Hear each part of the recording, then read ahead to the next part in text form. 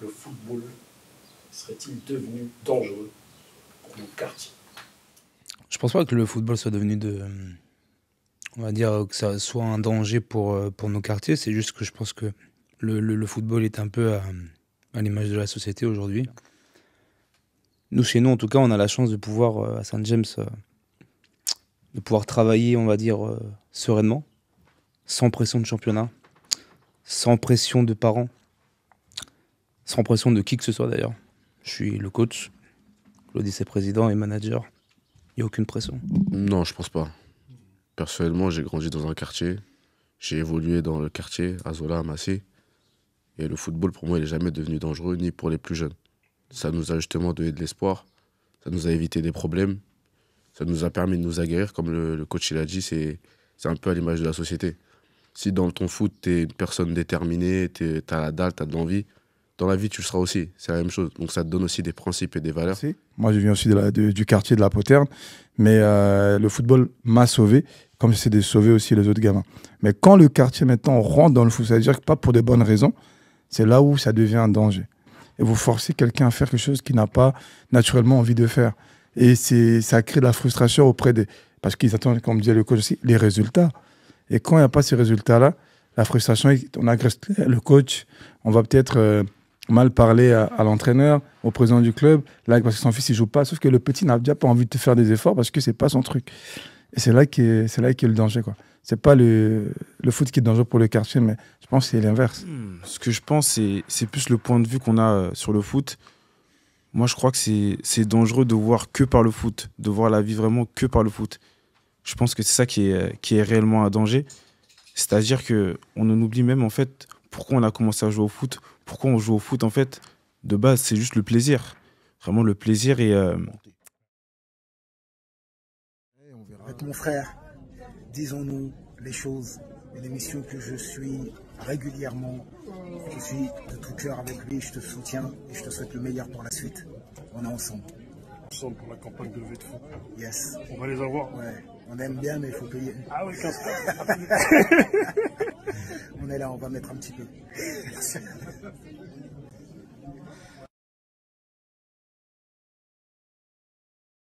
Cet épisode vous est présenté par Driver Academy, Auto, Moto, École.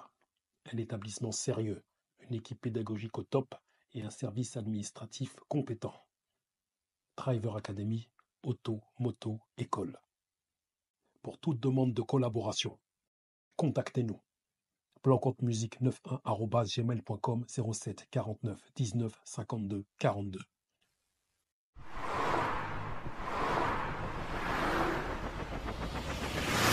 Les bails, les airs, jambes, on dit mogo, pas mogo, on dit flocon, pas flocon, disons-nous les choses. Aujourd'hui, je suis entouré. Je suis entouré de gars, des hommes forts, des hommes sûrs. Moi, droite, Monsieur Seb, Bess Carter. Moi, je le connais du pige, parce qu'on se connaît. Je vous balance tout, moi, je balance tous les matchs. On travaille ensemble. Dès que je l'ai vu, j'ai dit, lui, c'est un vrai gars, ça se voit. Je l'ai senti, tu vois. Je suis un vieux maintenant. On sent l'aura des mecs, tu vois, la Cosmo-énergie. J'ai dit, lui, il a une Cosmo-énergie, gars. Comment tu vas, moi? Bonjour. Tranquille.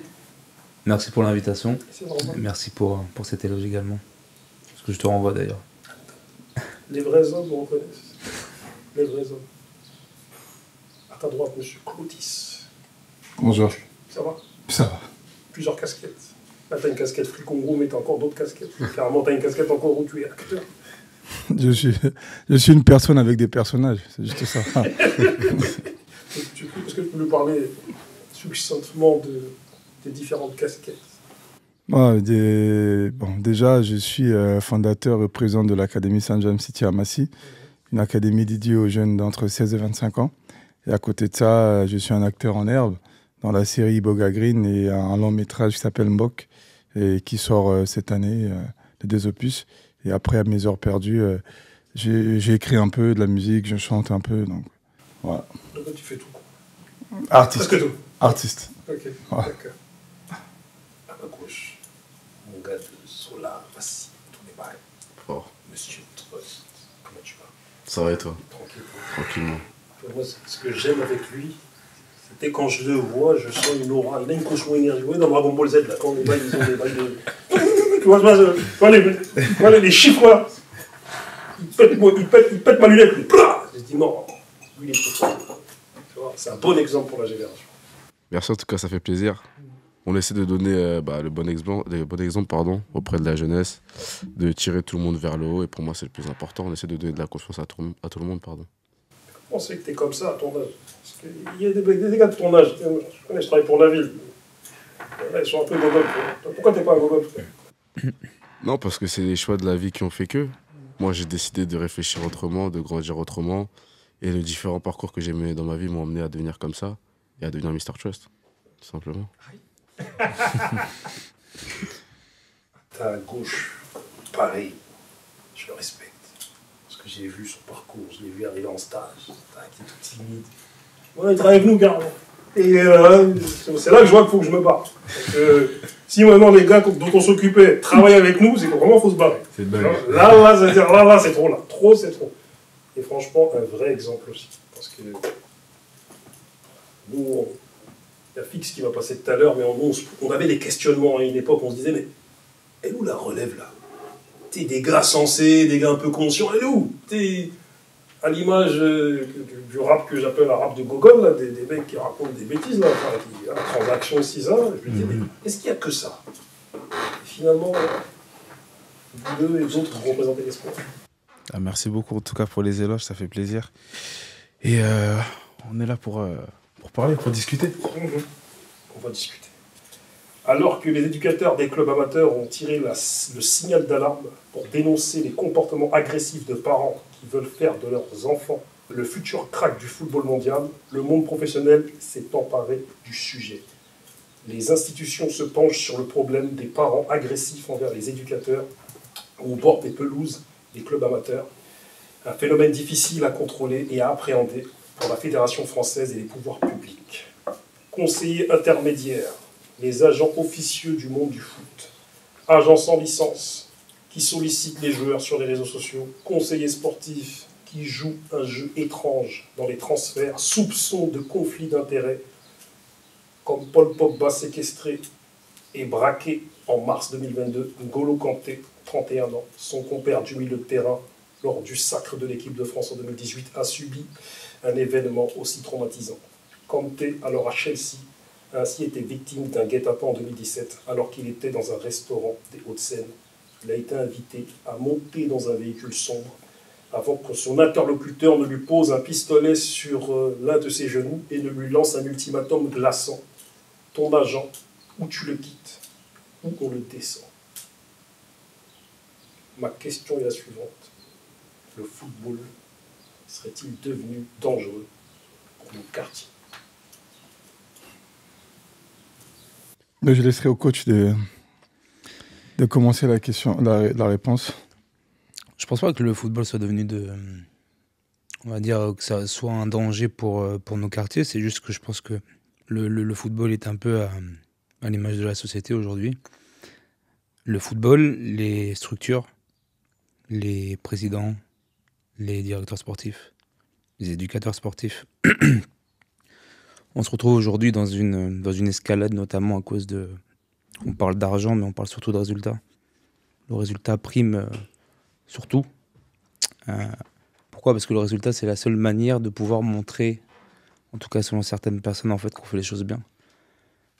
Nous, chez nous, en tout cas, on a la chance de pouvoir, à Saint James, de pouvoir travailler, on va dire, sereinement, sans pression de championnat, sans pression de parents, sans pression de qui que ce soit d'ailleurs.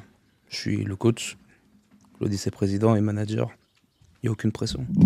Et je pense qu'aujourd'hui, je pense que c'est un vrai sujet, un vrai phénomène, parce que tout simplement, ces résultats en fait amènent à une certaine escalade dans la violence, parce qu'en fait les parents en fait sont à l'image de ce qu'on renvoie. Aujourd'hui, quand on voit un éducateur ou un directeur sportif qui donne tout pour la gagne, qui va crier sur un jeune, un tout petit, 10 ans, en disant que t'es nul, tu joues en équipe 3, toutes ces choses-là, ben, je pense en fait simplement que les parents deviennent un petit peu l'image de cette société-là. Donc à ce moment-là, oui, on devient un danger, entre guillemets, pour le quartier, en fait, en quelque sorte. Mais en fait, au final, c'est pas tellement que pour le quartier, c'est pour la vie en général. C'est juste que tout simplement aujourd'hui, les personnes qui sont dans les quartiers ont envie de sortir de là, ont peut-être plus envie que tous d'ailleurs, et qu'on leur promet tellement des choses. Tu l'expliquais avec les faux agents, les pseudo-conseillers, les personnes qui connaissent soi-disant tout et qui ne sont pas formées à ces choses-là. Ça, je pense que c'est un danger. Les personnes qui ont une méconnaissance, mais qui tout simplement en fait voient l'argent, ça c'est un réel danger pour nos quartiers, parce qu'on a nos jeunes, on s'occupe au quotidien, hein, qui ont la dalle, qui ont envie de s'en sortir et qui seraient capables de faire n'importe quoi pour pouvoir eux sortir de là, pouvoir sortir leur famille de là, et qui ne voient que par ça, qui ne voient que par leur talent. Et le fait de leur promettre des choses, c'est ce qui permet de mettre un petit peu en difficulté nos jeunes de nos quartiers. Mais je pense que c'est un petit peu, malheureusement, un peu tout pareil, partout pareil. Pardon. Monsieur Trust, le football est-il devenu dangereux pour le quartier aujourd'hui? Non, je pense pas. Personnellement, j'ai grandi dans un quartier. J'ai évolué dans le quartier, à Zola, à Massy. Et le football, pour moi, il n'est jamais devenu dangereux, ni pour les plus jeunes. Ça nous a justement donné de l'espoir. Ça nous a évité des problèmes. Ça nous a permis de nous aguerrir. Comme le coach l'a dit, c'est un peu à l'image de la société. Si dans ton foot, tu es une personne déterminée, tu as la dalle, tu as de l'envie, dans la vie, tu le seras aussi. C'est la même chose. Donc ça te donne aussi des principes et des valeurs qui font que même dans la vie, tu vas les avoir. Donc il y a des bonnes choses après. Il y a des mauvais côtés comme dans tout.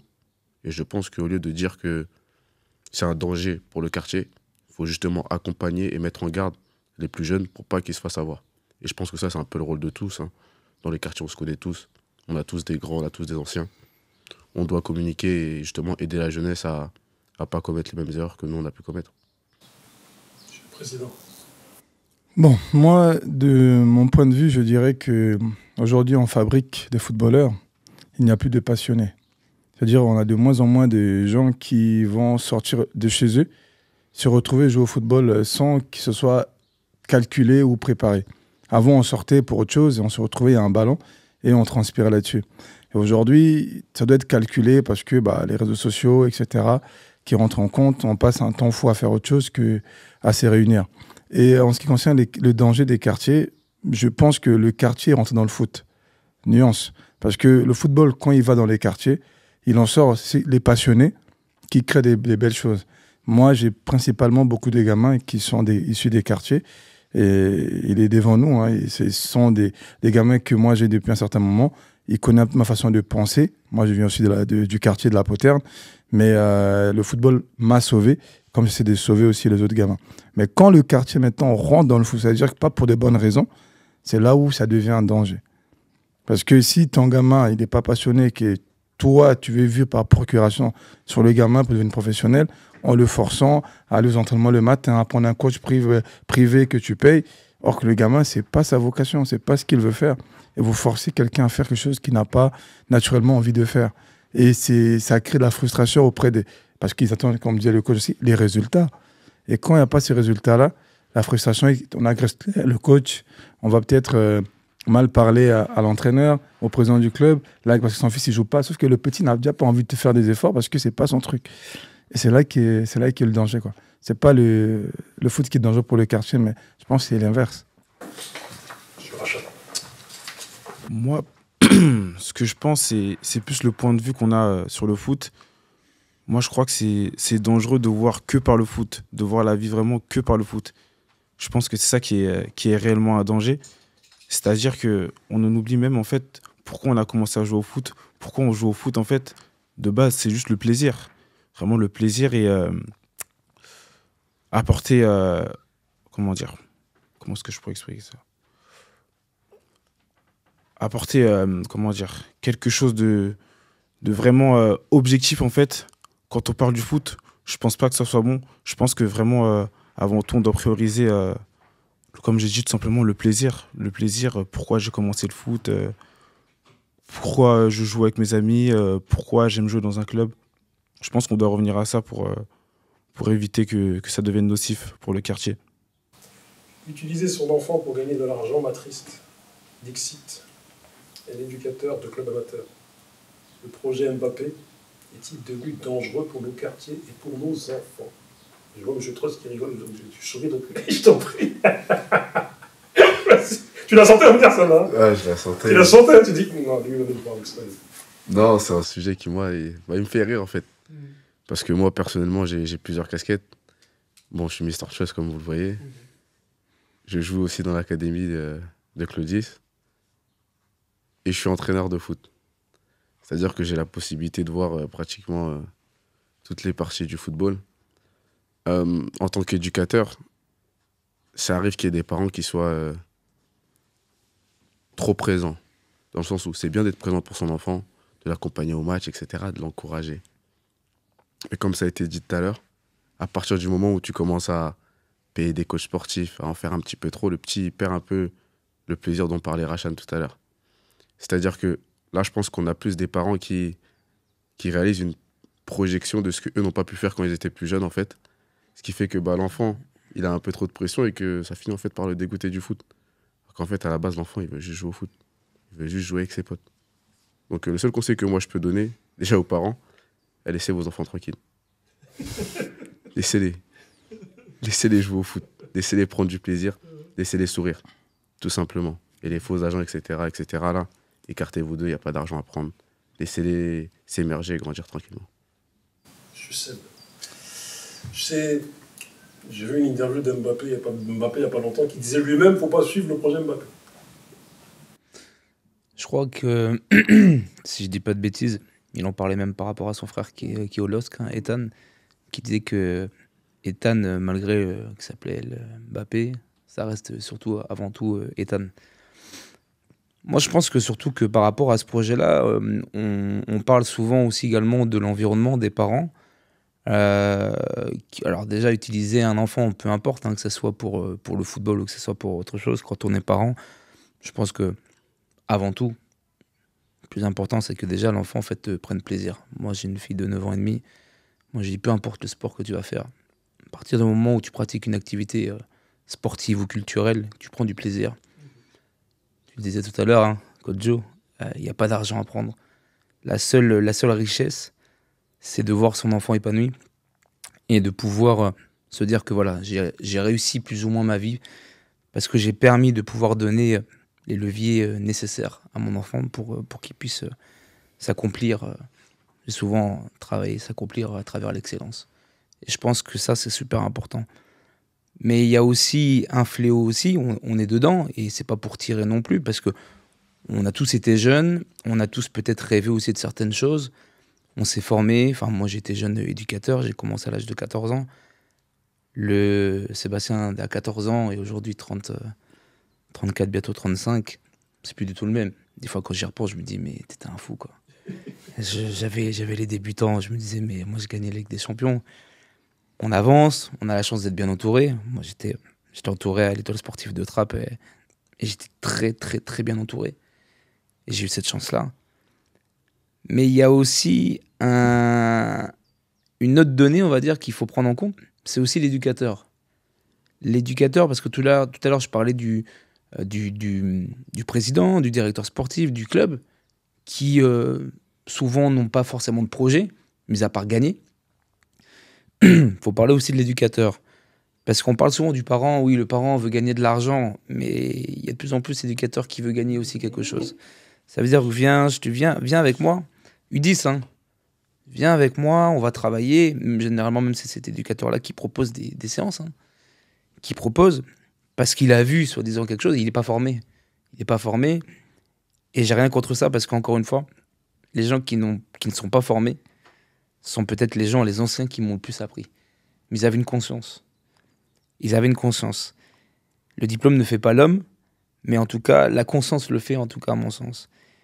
Et on voit de plus en plus d'éducateurs qui jouent ce rôle d'intermédiaire, qui jouent ce rôle de oui, voilà, ça. Et je pense que ça c'est dangereux. Ça, c'est dangereux parce que quand on parle de projet Mbappé, on a de plus en plus d'éducateurs qui veulent en faire leur Mbappé. Et qui disent à un moment donné, voilà, je l'ai accompagné, j'ai ceci, j'ai cela.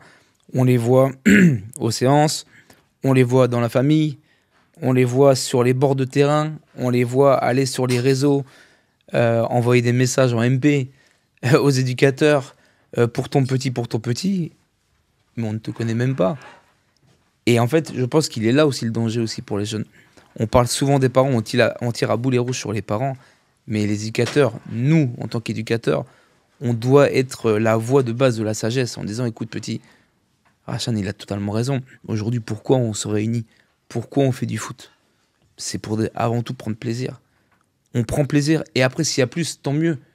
Mais aujourd'hui, le plus, il ne doit pas être piquinier, il ne doit pas être dans une sorte de pression. J'ai eu la chance de pouvoir vivre de super expériences dans le football, et je reste de plus en plus conscient que... Enfin, je suis même pas sûr que ça soit vraiment incroyable pour un jeune en centre de formation, de 12 ans jusqu'à 17 ans, de faire 5 ans, d'être pressé, pour au final ne rien avoir derrière.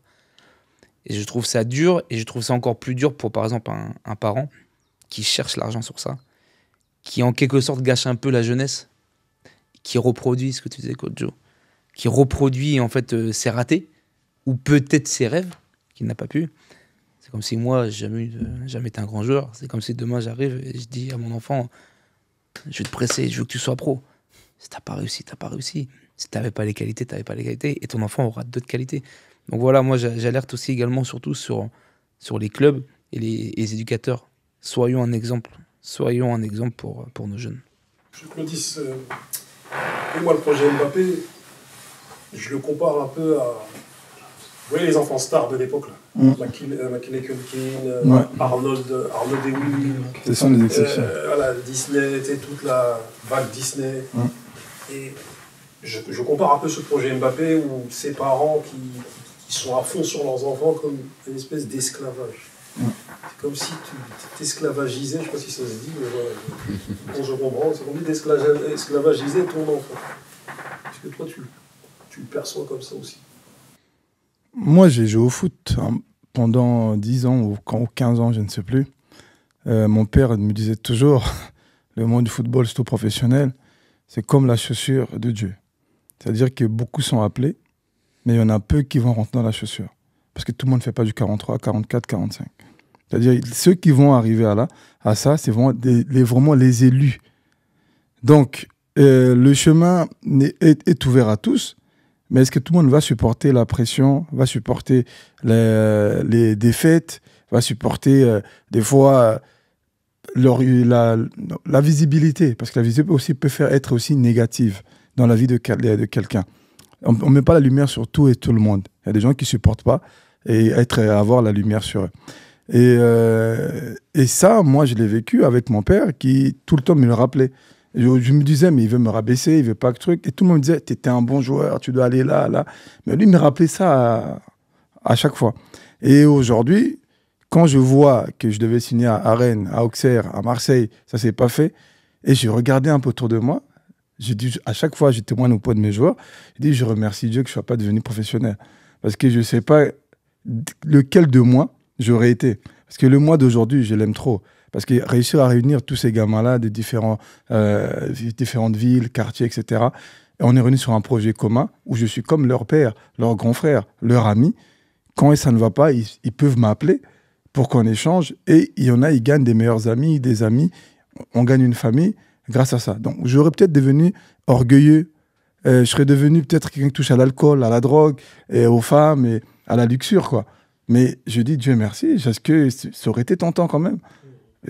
Et aujourd'hui, je le vis bien. Tu vois. Et donc, être esclave de ses parents, ça arrive dans tout le corps, dans la vie de tous les jours. Ton père n'a jamais eu un master. Il s'est dit, non, moi, mon fils doit être avocat ou médecin. Mais la vocation du fils, il veut faire mécanicien. Les parents mettent une pression fou pour qu'il déjà parler du lycée général, ensuite faire la prépa, etc. Le gamin, il y va pour faire plaisir à ses parents.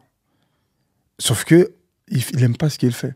Donc, il peut avoir bac+8, mais quand il n'y a pas cette passion dont on parlait tout à l'heure, bah, demain, c'est comme s'il ne vivait pas, quoi. Les parents vivent par procuration. Il dit à tout le monde, mon fils est médecin, il est avocat, je suis fier de lui. Mais est-ce que le fils est fier de lui-même, de ce qu'il a fait? Vous voyez? Et c'est un peu ça le monde du football aujourd'hui. C'est qu'on crée des robots, on veut, voilà, vivre par procuration, on veut... C'est moins des esclaves, certains gamins en tout cas. Moi, j'ai la chance d'avoir certains parents qui te font confiance, disent non, tu occupes la partie foot. Si tu me dis que ça ne va pas, ça ne va pas. Et je suis content parce que ça nous laisse une marge de manœuvre. Alors que c'est certains parents ou qui te sont surtout au coup, pourquoi il n'a pas joué? Pourquoi il a joué que 10 minutes? Mon fils m'a dit qu'il a joué 5 minutes. Ah, truc. Oui, mais on est dans un monde où on fait le choix selon le besoin. Lui, c'est un outil dans l'équipe. Et on l'utilise quand on a besoin de lui. Et s'il ne comprend pas ça, c'est qu'il ne peut pas aller au plus haut. Parce qu'au plus haut, des fois, tu es payé, tu ne joues pas. Chancel Mbemba est payé à Marseille, une fortune, mais il ne joue jamais. Et du coup, vous l'entendez se plaindre, dire ouais, sa femme allait sur les réseaux sociaux. Non, c'est comme ça. Ouais. Mais pour comprendre ça, en amateur, c'est compliqué. Parce que les parents, j'en ai géré pas mal. Et je peux dire qu'il y en a vraiment, on utilise son enfant parce qu'on se dit, je sortirai du quartier grâce à lui. Oui, mais grâce à lui, mais de quelle manière? Ça, c'est la question. Parce que le plaisir du football, pour moi, dure 3 minutes. Le temps d'entrer sur le terrain, s'échauffer, se faire un claquage, c'est fini. Demandez à Ronaldo R9 au Milan AC 2008. Je rachète. Toi, est-ce que tout ce projet Mbappé et tout, la pression que les parents peuvent mettre sur même les éducateurs en vérité, tu vois. Tu sais, on entend parler d'agression. Même le monde amateur en vérité, il y a un problème avec la violence qui s'y passe entre des matchs, entre des voilà, les mecs vont jouer dans une ville, ils sont pas sûrs de revenir indemnes. Tout ça. Là. Quelles sont tes impressions sur tout ça là? Honnêtement, moi, j'ai jamais vu de joueur star, j'ai jamais joué qu'un joueur star, donc j'ai pas vraiment eu l'approche réelle de ce sujet-là. Mais de ce que je peux entendre sur les éducateurs, sur ce que tu viens de dire, les violences dans les matchs, ça rejoint vraiment ce que je dis au début en fait. C'est que quand on voit vraiment beaucoup trop par le foot dans nos yeux en fait, on a vraiment cette comment dire, cette lunette-là où on n'arrive plus à voir d'autres choses. On n'arrive plus à voir que, tout d'abord, on vient jouer au foot, comme on l'a dit précédemment, pour du plaisir. On vient pour s'échapper parfois de certaines réalités qu'on peut retrouver dans notre quotidien, que ce soit au travail, à l'école, chez nous, etc. Mais certains, je pense, n'arrivent pas à faire vraiment la dissociation entre le foot, les problèmes qu'on a en dehors. Certaines personnes, je pense, mélangent un peu tout. Et voilà, je pense que c'est pour ça qu'on a le droit à ce genre de phénomène-là. Le projet Mbappé, des parents qui mettent la pression à leurs enfants, des violences dans les matchs et toutes ces choses-là négatives. Du coup, est-ce que tu penses qu'il faudrait instaurer un accompagnement psychologique obligatoire aux jeunes joueurs, mais pas que, un accompagnement psychologique étendu à leur famille, une sorte de thérapie familiale qui les préviendrait des éventuels excès, des éventuels excès comportementaux de la famille dans le suivi et éventuellement même des épreuves auxquelles leurs enfants seraient confrontés dans le monde du foot. Est-ce qu'il faut un accompagnement psychologique global? La famille, les joueurs, thérapie familiale, asseyez-vous, parce que vous, là, ça va pas. Ça servira à rien. Je pense que, ouais, aussi, je suis d'accord. Je pense que ça servirait pas, du moins au niveau amateur.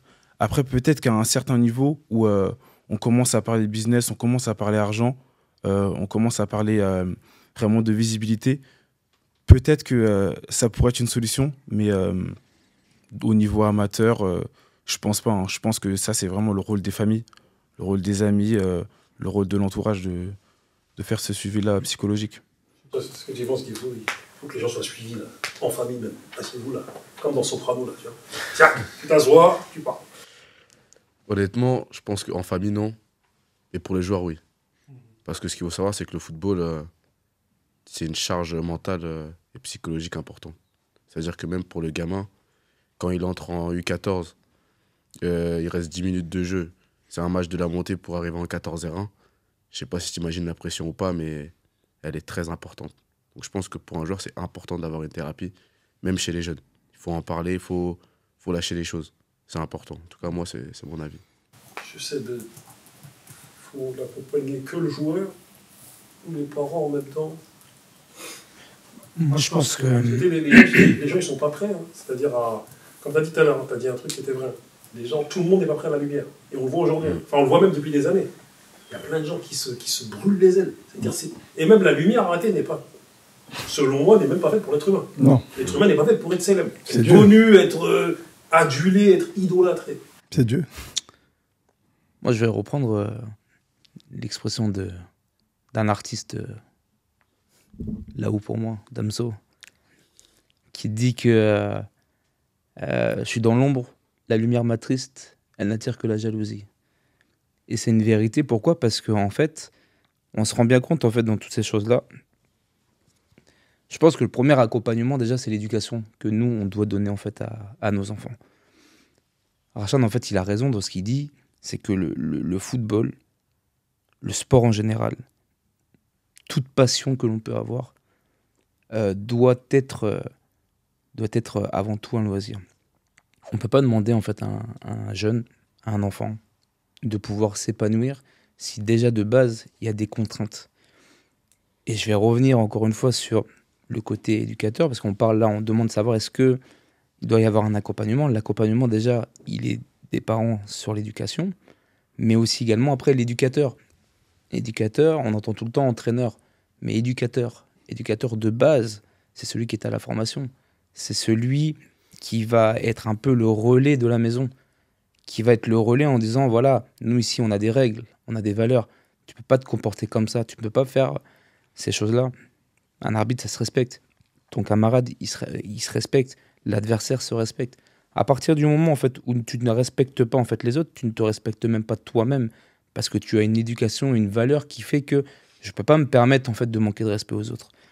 Et je pense que l'accompagnement, en fait, de base, avant même de parler de psychologue, alors moi, les psychologues, toutes ces choses-là, je dis tout le temps, hein, t'as mal au cœur, tu vas voir un cardiologue, un problème entre guillemets un peu dans la tête, t'arrives pas à gérer tes émotions, le psy, ça peut être très bien. Ils sont de plus en plus accompagnés de toute façon dans le monde professionnel. Mais le truc, c'est que de base, je pense qu'on aurait moins de difficultés et on aurait moins de problèmes si déjà, à la base de la base, l'éducateur, dans les petites catégories, c'est le mec qui est logiquement un des plus diplômés, un des mecs les plus sages. À Trappes, on nous disait ça. Hein. On nous disait, une maison, je ne la commence pas par le toit, je la commence par les fondations. Et les fondations, mettre des jeunes pour apprendre, c'est important. Mais on doit avoir des anciens, on doit avoir des personnes qui ont des qualités et des compétences pédagogiques qui permettent aux jeunes, dès le plus jeune âge, de pouvoir évoluer tranquillement. Et c'est pour ça que quand tout à l'heure je parlais de projet, le projet il est important, le projet sportif et éducatif d'un club, il est important. Pourquoi? Parce que c'est la ligne directrice. Ça veut dire que le joueur U7, il doit se comporter de la même manière que le senior. Mais le problème, c'est que le passage des U7 au senior, c'est compliqué. Parce que le U7 va voir le senior le dimanche. Et quand il voit que le senior il se comporte comme ça, qui en plus de ça est son éducateur, bah là on a raté quelque chose. Donc c'est pour ça que moi je pense qu'aujourd'hui, le rôle de chacun, on parle de psychologue, mais vraiment le rôle de chacun, c'est vraiment à chaque niveau. L'éducateur, le président, le directeur sportif, le parent. On doit être avant tout en fait un relais pour le jeune. On doit être une épaule, on doit être une jambe, on doit être une main, on doit être toutes ces choses-là pour que ce jeune-là en fait ne déraille pas. Avant même de pouvoir après être sensibilisé, parce que toute sensibilisation est bonne, mais avant tout ça, vraiment de permettre nous à notre niveau, si chacun met sa pierre à l'édifice, le gamin il sera construit correctement. Claudis, jadis, il fallait être agent de joueur diplômé et encore issu d'un certain milieu pour s'immiscer dans le monde du foot. Aujourd'hui, on entend parler d'intermédiaire. Quand et comment a eu lieu cet appel d'air? Maintenant, j'ai encore d'autres questions, parce que comme ça, je vais vous demander de répondre à toutes ces questions. Concernant certains joueurs issus des quartiers, parmi ces intermédiaires, la street, y joue-t-elle un rôle aussi? Y a-t-il des gens de la street? La street, le côté obscur de la street, s'est-il immiscé dans le monde du foot? Déjà, pour rebondir à ce qu'on a dit tout à l'heure, moi, je dirais que nous sommes victimes de la pauvreté intellectuelle et financière. Et le footballeur amateur, quand on parle de base, comme disait Sébastien, au lieu de mettre des psychologues pour les parents et les joueurs, ventre affamé d'un point d'oreille, les parents, tant qu'ils ont faim de ce gain-là, ils vont pas écouter le psychologue. Hein. Et par contre, l'éducateur doit être formé dans la psychologie et la pédagogie. Parce que lui, il est au quotidien avec le joueur. Il connaît un peu la réalité là-haut. Il va inculquer aux joueurs une sorte d'éducation psychologique. Parce que à la maison, on est éduqué. C'est à la maison qu'on est éduqué. Quand on va à l'école, on est encore éduqué. Et dehors, on est éduqué. Pour nous qui fréquentons les terrains de foot, on a une grosse responsabilité en termes d'éducation. La posture, l'attitude, le respect. Coach Joe peut en parler, Irachan, ils peuvent en témoigner.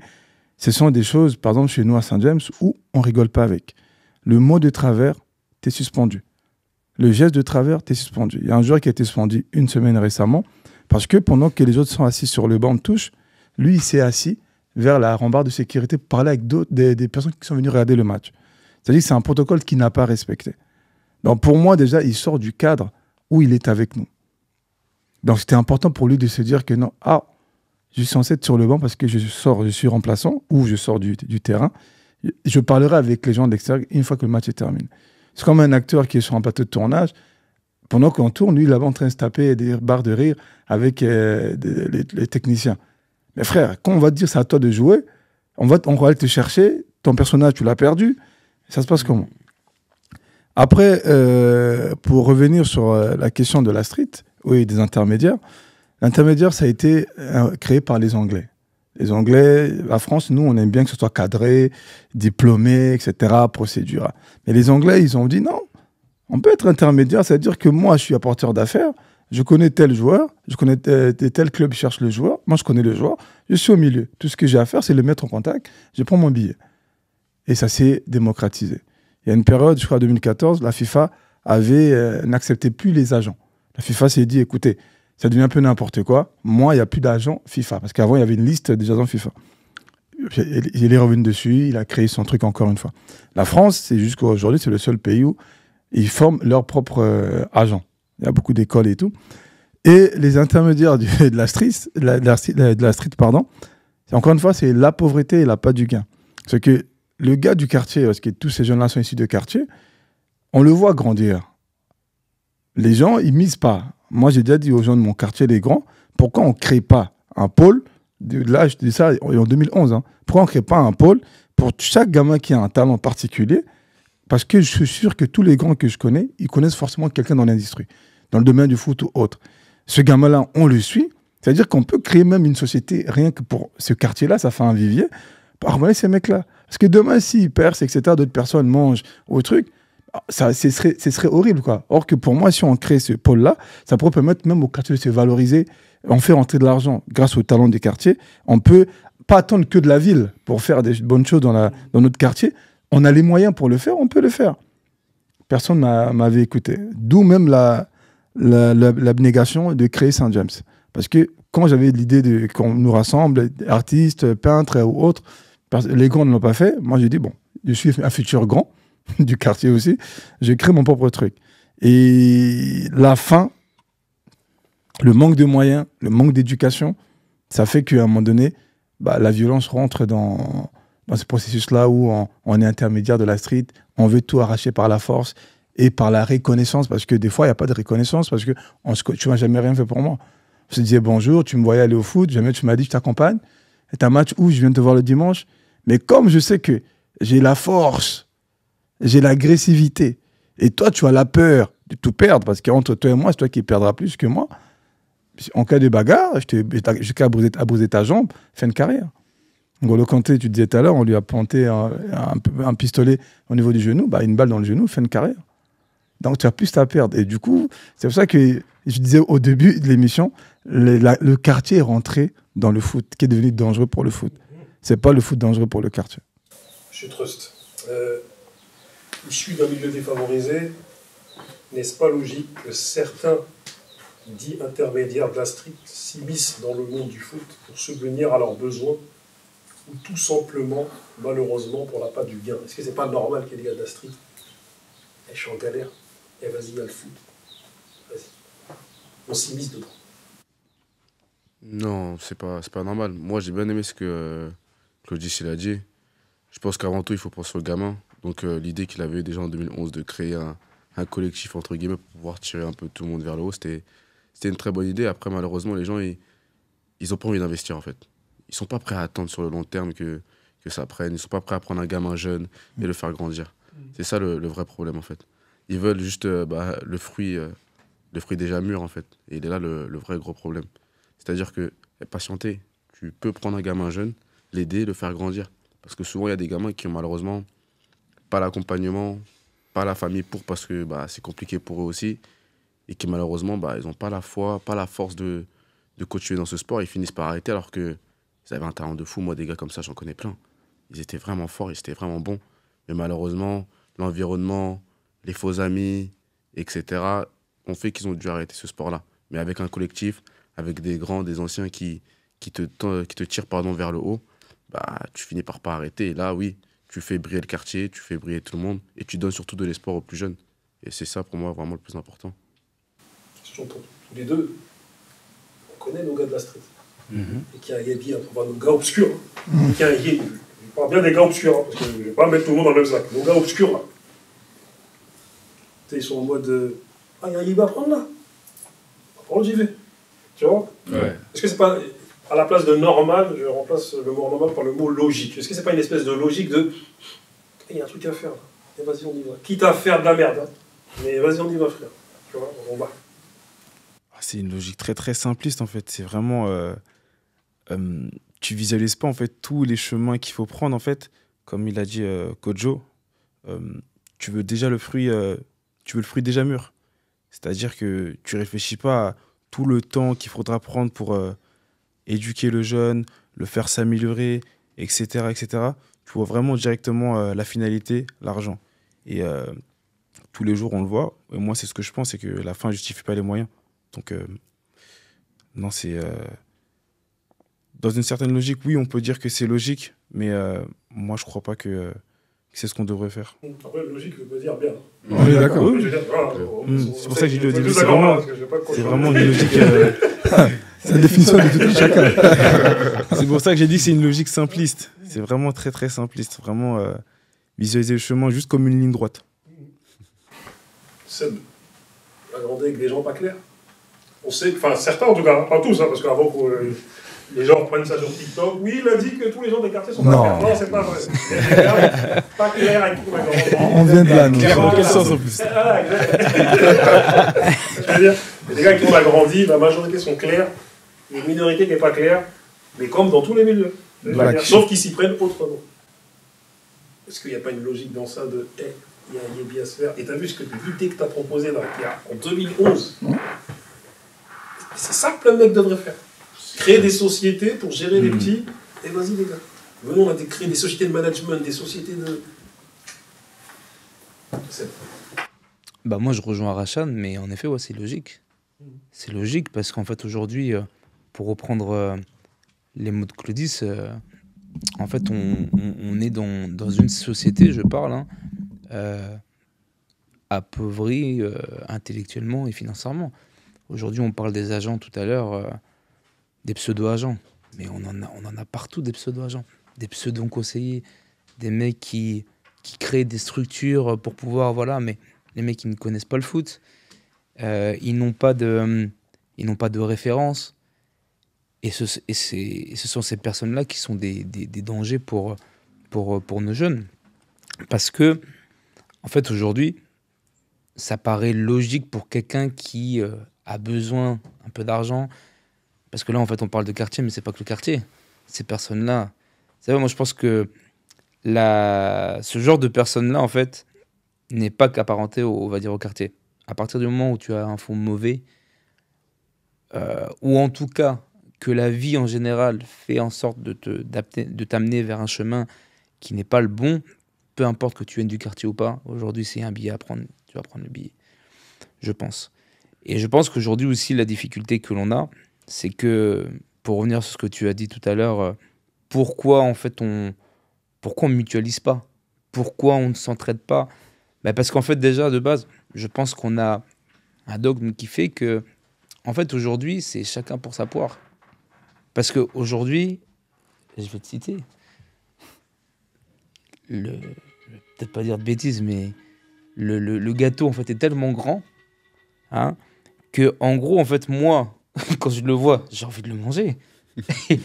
Pourquoi je vais aller donner une part? Parce que déjà même la petite part, déjà bah ça va m'empêcher de faire autre chose alors que de base t'as rien mon gars. T'as l'opportunité d'avoir quelque chose d'intéressant et te dire en fait au final c'est que tu es sur une logique. Je vois beaucoup de jeunes, par exemple, on les voit au quotidien, on essaie de les aider sur des dispositifs. De leur dire, les gars, on fait ça, vous pouvez obtenir ça. Et puis, tu vas lui dire, bah, écoute, aujourd'hui, tu peux avoir 400 euros. D'accord? Le gars, il va arriver, il va te dire, non, mais moi, j'ai vu un autre dispositif, on peut me donner 1000 euros. Et puis, en fait, au final, quand tu vois, en fait, ces jeunes-là, aujourd'hui, sont matrixés par cet appât du gain. Pourquoi? Parce que à ce même gamin-là, tu vas dire, écoute, je te propose 400 euros par mois pendant 3 ans. Et aujourd'hui, je te donne 2000 euros. Le gamin va prendre 2000 euros. Alors qu'il n'a pas la pensée, la vision de se dire que, mais ça revient à ce que tu disais tout à l'heure, Coach Joe, c'est qu'en fait, si tu ne peux pas investir, si tu n'as pas cette pensée-là, derrière, voilà. Donc pour revenir à la question par rapport aux gars pas clairs, on en a tous côtoyé. Et je pense que peut-être à un moment donné dans notre vie, on a pu aussi l'être. Ça veut dire que de par la méconnaissance, de par le manque d'expérience, je parle surtout quand on est jeune, on a toujours des potes à nous qui ont pu faire des bêtises ou qui ont pu tomber ou autre, parce qu'en fait, tout simplement, en fait, ils ne voyaient que ça. Et au final, c'est pas pour autant qu'aujourd'hui, ce ne sont pas des hommes accomplis, ce ne sont pas des pères accomplis.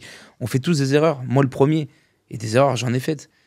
Mais ce que je veux dire, c'est que le plus important, vraiment, c'est de se dire, aujourd'hui, dans ce que je fais, qu'est-ce que je peux apporter aux jeunes? Qu'est-ce que je fais aujourd'hui dans ma posture, dans ma manière de penser, dans ma manière de faire? Qu'est-ce que je peux faire pour pouvoir faire avancer le jeune? Et faire avancer le jeune, aujourd'hui, on entend souvent, ouais, les grands du quartier, on les voit, oh, moi je suis un grand, respect. Mais déjà, le respect, toi en tant que grand, donne-lui aussi. Parce que si toi en tant que grand, tu ne montres pas l'expérience, tu ne montres pas que de par ton expérience, tu as ce respect-là, cette sagesse-là. Aujourd'hui, moi, en tant que... Je ne suis pas très vieux, mais par rapport à ces jeunes-là, moi, quand je me trompe, je le dis. Désolé, les gars. Moi, je me suis planté. Il n'y a peut-être pas forcément de raison, mais je me suis planté. Désolé, les gars. Et je pense que ça permet, en fait, aux jeunes de pouvoir se remettre en question en disant, attends, le coach, là, il s'est excusé, là, quand même. C'est un adulte, il s'est quand même excusé. Donc, moi, je pense que les gars pas clairs, c'est surtout une manière de penser. Et que ce gars pas clair, généralement, en fait, c'est surtout une vision personnelle et individualiste, qui est malheureusement un peu aussi à l'image de la société. Et c'est pour ça qu'on a de moins en moins de structures, on a de moins en moins de personnes, en fait, qui sont ensemble. Et pourtant, c'est bizarre, parce qu'on les voit dans les collectifs, les gens. Quand les gens se rassemblent, quand les gens font des sons pour pouvoir être ensemble, pour une cause, bizarrement, ça avance. Mais pourquoi ça ne continue pas? Et je pense qu'elle est là aussi la difficulté, parce que chacun voit son intérêt. Et l'intérêt personnel nuit sur l'intérêt collectif. La patience est amère, son fruit est très délicieux. Il me reste 10 minutes. J'ai 2 questions à vous poser, donc je vais vous demander d'être un peu plus concis. L'affaire Paul Pogba a mis en lumière les dangers qui guettent les stars du ballon rond. Avec leur salaire XXL, les stars du football attirent les convoitises et certaines sont victimes de raquettes. Agents véreux, proches, amis d'enfance. Beaucoup de monde gravite autour des grands noms du foot dans l'espoir d'obtenir une aide financière et parfois cela vire à l'extorsion de fonds, comme pour le champion du monde Paul Pogba qui a porté plainte et a été placé sous protection judiciaire à l'époque. Un grand auteur, interprète du nom de Alix Mathurin, alias Kerry James, a écrit « On se plaint du racisme, mais ne l'est-on pas nous-mêmes? C'est eux contre nous, mais surtout nous contre nous-mêmes. » Mon frère Barberich a souvent tendance à me dire que nous sommes nos propres ennemis. Sommes-nous nos propres ennemis? Je trouve ça. Moi, j'ai pour habitude de dire que mon pire ennemi, c'est moi-même. Et je pars du principe que je cherche pas à avoir de pire ennemi, je dois d'abord me combattre moi-même. Le coach, il aime bien dire qu'on a des démons. Des combats spirituels. Des combats spirituels. Donc, pardon. Donc, mon pire ennemi, c'est moi-même. Après, oui, c'est vrai que dans les quartiers, malheureusement, il y a toujours ce fond de personnes qui pensent un peu mal, on peut dire. Mais il y a toujours une base qui est quand même solide et importante et qui te tire vers le haut. Et ça, je pense qu'il ne faut pas l'oublier. Je pense que dans toute situation, il faut essayer de relativiser, de voir le bon côté des choses. Parce que dans les quartiers, il y a de bonnes personnes, il y a des gens qui aident, il y a des gens qui te tirent vers le haut. Il n'y a pas forcément de société, comme on parlait tout à l'heure, pour nous aider, pour nous accompagner. Mais il y a des associations qui sont là et qui, dès qu'on a besoin de travailler, de se former, etc., d'école, ils nous accompagnent directement. Ça veut dire qu'au final, il n'y a pas que le foot dans la vie, en vrai. On peut t'accompagner dans autre chose. Tu peux faire autre chose. Donc, en vrai, ton pire ennemi, c'est toi-même de base, de toute façon. De base. Si tu pars de ce principe-là, tu vas pas chercher à savoir qui sont tes ennemis, tu vas pas te prendre la tête. Tu sais que tu dois te combattre toi-même parce que tu as tes défauts déjà à toi à combattre. Et à partir du moment où tu connais tes défauts, c'est là que tu peux vraiment commencer à avancer. Toi, tu as grandi à Zola. Autour de toi, il y a des gars pas clairs, il y a des gars clairs, mais des gars pas clairs. Tu vois, des gars foncés, mais bon, ça, c'est un autre. Et comment ça fait que tu as réussi à te combattre toi-même? Comment ça se fait? Parce que moi, je te vois, t'es là, t'es serein, t'es comme ça, je te vois, t'es confiant. Et comme je le dis à plein de mecs, je leur dis, les gars, le plus fort, c'est celui qui dit non lorsque, vas-y, venez, on va descendre là-bas. Et les plus forts passent pour les plus... Enfin, comment dire, les plus faibles passent pour les plus forts, et les plus forts passent pour les plus faibles. Donc, celui qui est fort, c'est soi-disant celui qui va dans la descente, là, vas-y, Rick Interquartier. Et celui qui est faible, c'est soi-disant celui qui dit non, les gars, je vais pas. C'est le genre de peur d'être traité de tapette. Alors qu'en vérité, c'est l'inverse. Et comment c'est que toi, tu as réussi à combattre tout ça? Comme j'ai dit, c'est mon parcours qui a emmené que j'ai fait beaucoup d'erreurs dans ma vie, des choses que je regrette et que je sais que je ne vais plus faire. Mais je pars du principe que je ne suis pas parfait, que je ne suis pas le meilleur, que je dois m'améliorer tout simplement. Et à partir du moment où tu es serein avec ça, tu vas t'améliorer. Il faut juste être serein avec ça. Moi, je ne me prends pas la tête. Je sais que de toute façon, je vais faire mon truc, je vais réussir. Parce que je sais que de toute façon, je vais m'améliorer. Et quand tu réfléchis comme ça, quand tu penses comme ça, c'est là que tu arrives à acquérir une certaine confiance. Et bon, c'est pas pour rien qu'on m'appelle Mr. Trust. Hein.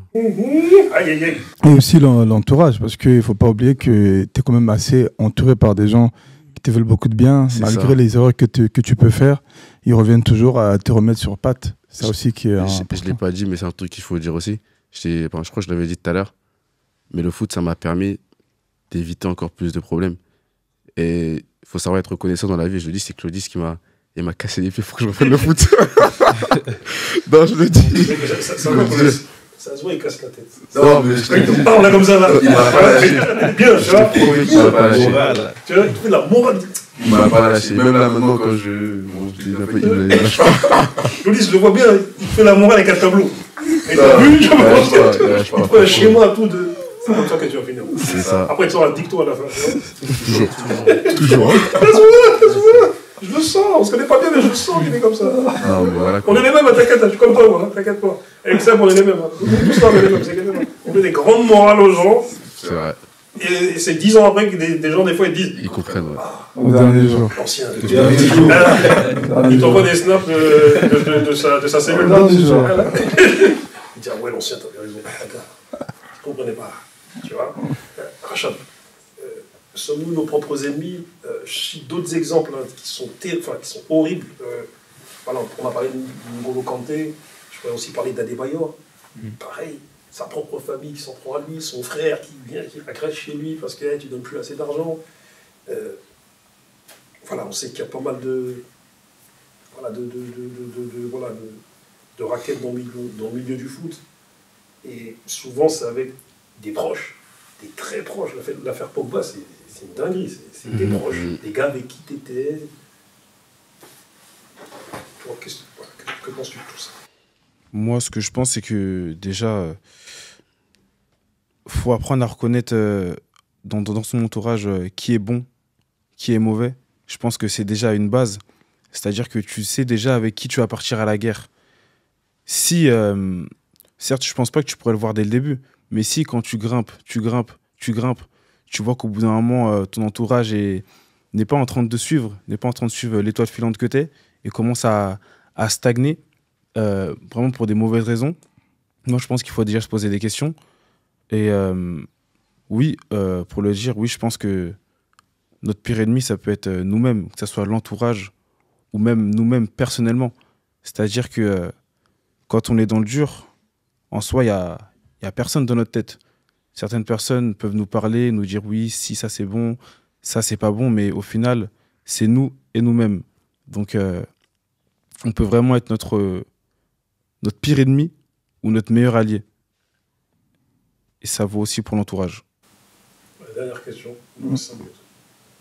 Les joueurs issus des quartiers ont généralement quitté tôt leur foyer pour leur centre de formation, pour revenir au quartier certains week-ends que pendant les vacances scolaires.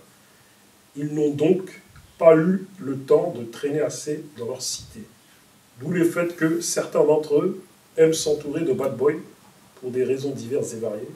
Besoin de protection, recherche d'adrénaline, besoin de se sentir un peu sulfureux, besoin d'avoir une image sulfureuse, besoin de s'encanailler, bref, petit ou grand complexé, pour ne pas dire vulgairement bandeur de cité. Certains joueurs ont-ils leur part de responsabilité dans les problèmes qu'ils rencontrent avec certains membres néfastes de leur entourage? Moi, je dirais pour terminer, moi, les ennemis, j'en avais plein, mais je m'en suis débarrassé quand j'ai compris que la meilleure rencontre de la vie est celle que l'on fait avec soi-même. Et après, aujourd'hui, le plus important, chacun est responsable de soi. Quand tu quittes quelque part, quand tu reviens si tu as réussi, reviens en sauveur et en espoir. Mais il y a beaucoup de jeunes dans le football, par exemple, qui reviennent dans des quartiers pour aussi montrer, prouver à certaines personnes que là où tu ne m'attendais pas, là où je suis là. Et surtout, les filles, la fille qui lui disait non, maintenant qu'il est là, en fait, il vient en concurrent. Et il veut rester là pour montrer les choses. Alors que je pense que le niveau que tu as atteint, c'est plus un niveau où tu dois venir chercher encore les embrouilles que tu avais avant. Parce que tout à l'heure, je disais, tu as plus à perdre que les gens qui t'entourent. Et il y a une famille qui compte sur toi. Et demain, si tu n'es plus là, bah, c'est aussi le regret éternel que tu peux avoir. Que j'ai gâché. Moi, j'ai des neveux qui sont dans le centre de formation. Aujourd'hui, ils sont à gauche à droite à cause des mêmes problèmes des amitiés ou qui sont invités dans le centre de formation le soir. Ils ne doivent pas y être là. On sort le soir pour aller faire la fête. Ils ne sont pas censés être là, ces gens-là.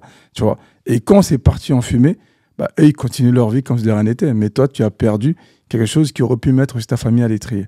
Et chacun est vraiment responsable de soi. Et la maison, l'éducation parentale, doit être dans ce sens-là que quand tu sors de quelque part, que tu as réussi en plus, bah, reviens en espoir pour les jeunes qui sont là. Parce que quand tu reviens traîner au quartier pour rester en bas du bâtiment et tes parents sont encore là, tu es peut-être nostalgique. Mais aussi le côté aussi, le rap d'aujourd'hui n'a pas aidé. C'est que c'est l'image que le rap renvoie, surtout quand un mec de quartier va dans une centre de formation, il rencontre d'autres cultures. Les gens sont là, mais ça se passe vraiment comme ça dans les quartiers, comme on voit dans le clip et tout. Ah oui, je vous emmène. Il y a beaucoup de joueurs pro issus de France qui ramènent des étrangers dans leur quartier pour leur monde. Parce qu'en fait, c'est une sorte de... Ouais, voilà, ils sont fascinés, c'est Hollywood, quoi. Pour eux, c'est Hollywood. Or que cet Hollywood-là peut se passer, transformer en film d'horreur. Et ça peut devenir très dangereux et tragique, comme c'est déjà arrivé dans le passé. Et après, les histoires de famille, les Adebayor, etc., les Pogba, moi, je dis juste que on parle souvent de ça, mais on ne voit pas aussi le bienfait de certaines familles ou des quartiers, tu vois. Parce qu'aujourd'hui, ces problèmes-là, on les a mis en lumière. Mais combien de fois par jour le quartier a aidé un gamin? Combien de fois par jour un grand de quartier a sauvé un gamin de tel ou tel péril? Mais ce n'est pas des choses où on montre beaucoup à la télé. Mais dès qu'il y a un problème comme ça, là, on parle Pogba, on parle Adebayor, deux sujets épineux. Mais au-delà de ça, il y a combien de sujets où le quartier a mis en lumière un gamin? Le quartier a supporté un gamin. Le quartier a sorti un gamin des problèmes, etc. Ça, on n'en parle pas. Même Anelka. Ouais. Il les diabolisait, ses frères, ils ont fait un travail de fou. Exactement. Il les a récompensés pour leurs compétences. Exactement. Ça, en vrai, lui, il devrait même faire un reportage, Ouais. un documentaire sur lui et ses frères, comment Voilà. les mecs se sont entendus Voilà. pour élever le petit frère. Et on diabolise du coup Anelka, on diabolise tous les quartiers en général. Mais moi, je suis un pur produit du quartier, j'en suis fier. Parce que la différence que je peux avoir, peut-être pas celui qui n'a pas la même chance que moi, c'est d'emmener d'autres gamins à me rejoindre. Mais c'est pas revenir au quartier, ah, voilà moi ce que j'ai fait. Hein. Je traîne avec eux. Non, c'est une perte de temps en fait. Si je suis sorti de là, bah, il faut que je puisse emmener le plus de personnes avec moi, pas l'inverse. Ouais. Je sais, il nous reste vraiment peu de temps. Je parlais de bandeur de cité, c'est-à-dire, on le sait, on a tous grandi avec des mecs, à un moment donné, frère, pendant que nous on était au quartier à faire ce qu'on avait à faire, de bien ou de mauvais, toi t'étais au centre de formation. Et du coup, à un moment donné, c'est comme si tu as développé un espèce de complexe en mode quand je suis là-bas, je fais le mec je fais le mec qui représente son quartier, comme si tu y traînais tout le temps. Et quand tu reviens vers nous, Mais t'as une envie de prouver que, t'as vu, comme si tu voulais rattraper le temps. Et tu as fait parler avec le rap, tu as parlé avec MHD, Kobalade, même si eux, c'est d'autres problèmes et d'autres configurations. Voilà, le rap aussi, qui raconte tous ces trucs de gogol, tout ce schlimblick là. Qu'est-ce que t'en penses de tout ça? Bah, pour de nouveau citer un auteur, un grand artiste, qui dit que l'enfer c'est les autres, Youssoupha. Moi je suis d'accord avec le fait que, en fait, quand on dit ça, la plupart des gens disent ah, le mec il sait pas se remettre en question, il dit que c'est les autres, que c'est cela. Mais on parle de Nicolas Nelka, son frère Claude. J'étais à Trappes, il était en vétéran, moi j'étais jeune, je faisais la touche, j'ai aidé, il était décrié pour beaucoup de choses. Mais il était décrié pourquoi? Parce qu'on revient sur la part du gâteau. Pourquoi en fait la part du gâteau, pourquoi en fait il a donné à son frère? Encore une fois, on parle de diplôme, toutes ces choses-là, mais en fait quand on est bon conseilleur et qu'on est là pour pouvoir permettre aux jeunes de pouvoir s'élever, pourquoi en fait aller voir un agent? Pourquoi aller voir toutes ces choses-là? On revient sur ce qu'on disait tout à l'heure. En fait, on pointe le doigt quand ça ne va pas. Mais pourquoi, par rapport à certains joueurs qui sont gérés par de la famille et qu'ils sont bien, pourquoi on ne le pointe pas? Je suis supporter du LOSC. On l'a vécu avec l'histoire de Thauvin à l'époque. Oui, tonton Adil, je sais pas quoi, nanana. Mais là, en fait, ça fait partie des mauvais exemples. Mais il y a des bons exemples. Il y a des vrais joueurs qui sont représentés par de la famille et qui sont bien gérés. Donc, et encore une fois, c'est pour ça que quand je dis que l'enfer, c'est les autres, c'est que tu peux être bon dans ce que tu fais, tu peux avoir un bon cœur, on peut te critiquer, on peut faire tout ce que tu veux. Toi, certes, t'es de ton côté, t'es en paix, t'es tranquille, mais l'extérieur ne te laissera pas tranquille. Et c'est pour ça que, généralement, on voit par rapport à certains jeunes qui vont en fait en centre et tout ça, je prends l'exemple de Mike Maignan, quand il est au LOSC. Moi, j'ai la chance de côtoyer à ce moment-là, je suis au LOSC. Je vois tout ce qui se passe. Et Mike Maignan, en fait, prend une soufflante à l'époque, une soufflante par le coach, parce que il fait que des allers-retours le week-end quand il n'a pas match, ou que dès qu'il a 48 heures, Villers-le-Bel et tout ça, il revient avec ses potes et tout ça. Maintenant, il a dit, maintenant, qu'est-ce que tu veux faire? Tu veux être un grand gardien? Ou tu veux continuer à être l'espoir? Le gars s'est remis en question. Il s'est pas dit, oui, le quartier est néfaste. Il a juste dit que moi, l'attitude que j'ai de ne pas être professionnel dans ce que je fais, fait que, en fait, à un moment donné, en fait, moi, je glisse un peu vers une pente qui n'est pas correcte. Donc, je pense que, encore une fois, pour clôturer là-dessus, je pense que l'enfer, c'est les autres, c'est une réalité pour moi. Mais quand on écoute un petit peu le son C, il explique aussi que on est notre propre démon aussi également. Et que le plus important, je pense, pour pouvoir faire évoluer nos jeunes, pour pouvoir nous faire évoluer nous et nous élever, c'est d'être en paix avec soi-même, de pouvoir se regarder dans une glace. Parce que quoi qu'il en soit, l'entourage, quand je dis l'entourage, tous les gens qui gravitent autour de nous, l'ingratitude, il y en aura toujours, du l'irrespect, il y en aura toujours. Mais à nous d'être vraiment de vrais exemples pour éviter que les jeunes puissent être des générations sacrifiées ou gâchées, quoi. Faire écho à ce que tu viens de dire, Alexandre Dumas a écrit « Il y a des services si grands qui ne se paient que par l'ingratitude ». Ouais. Pour finir avec tous les deux, voilà, on a tous grandi avec des gars qui revenaient, qui repartaient, qui avaient un talent de fou. Tellement ils aimaient la street, ils ont gâché leur vie pour la street. Ils ont même fait des choses même pires que les gars qui n'avaient pas leur talent. Et aujourd'hui même, ils regardent des matchs de foot. Ils regardent l'équipe de France, ils se disent « Et j'ai joué avec lui. Moi, je m'entraîne avec lui, j'étais meilleur que lui. » Mais comment ça se fait? Est-ce que ça t'évoque ce que je viens de te dire là? Est-ce que tu as des exemples? Non, j'ai pas d'exemple concret en tête. Moi, le seul conseil que je peux donner aux jeunes, c'est qu'il faut savoir faire la part des choses. Dans la street, on a tous, entre guillemets, un rôle à tenir. C'est-à-dire que t'en as qui sont portés vers le rap, t'en as qui sont portés vers le basket, t'en as qui sont portés à faire des choses malsaines, t'en as qui veulent être footballeurs. Il faut juste connaître sa place et pas vouloir prendre la place des autres. partir du moment où tu connais ta place, tu commets moins d'erreurs de ce type-là. Et dans tous les cas, si tu viens d'un quartier, on sait que tu viens de ce quartier-là. À toi juste de faire en sorte de ne pas oublier ce quartier quand tu auras réussi. C'est ça pour moi, représenter un quartier, surtout dans le bon sens. Toi, Rachan, tout à l'heure, je citais l'exemple de l'HD, de Kobalade, des gars qui normalement, voilà, c'est pas ce qu'on leur prédestine, enfin, c'est pas ce qu'on espérait pour eux, mais la street. Bah, comme Mr. Trust a dit, moi non plus, j'ai pas connu vraiment de personnes comme ça. J'ai pas vu cette chose-là. Mais encore une fois, comme il a dit, je pense que c'est très important de connaître sa place et surtout de, peu importe le domaine, se professionnaliser dedans. Que ce soit le foot, comme on l'a dit, la musique, peu importe le domaine dans le scolaire. C'est vraiment important de trouver sa place et, comme il a dit Sébastien, de pouvoir se regarder dans une glace et se dire « je suis en paix avec moi-même ». Je trouve que c'est le plus important. Sur ces mots, messieurs, je vous remercie. C'était important qu'on fasse cette émission. Parce que vous habitez à côté de chez moi quand même.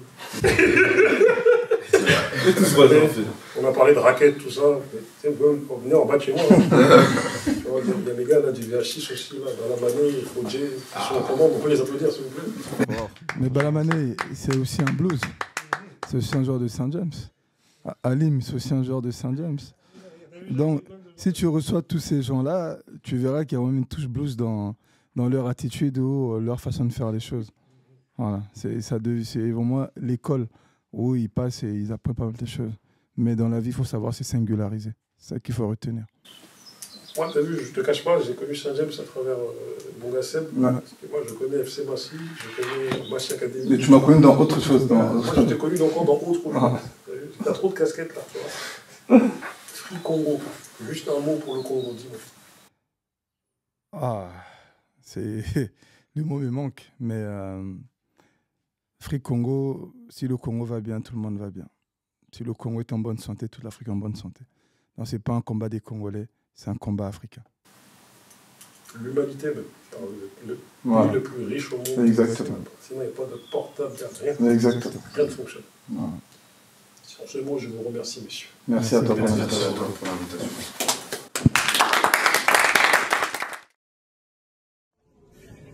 Avec mon frère, disons-nous les choses. Une émission que je suis régulièrement. Je suis de tout cœur avec lui, je te soutiens et je te souhaite le meilleur pour la suite. On est ensemble. Ensemble pour la campagne de levée de fonds. Yes. On va les avoir. Ouais, on aime bien, mais il faut payer. Ah oui, 15 On est là, on va mettre un petit peu. Merci.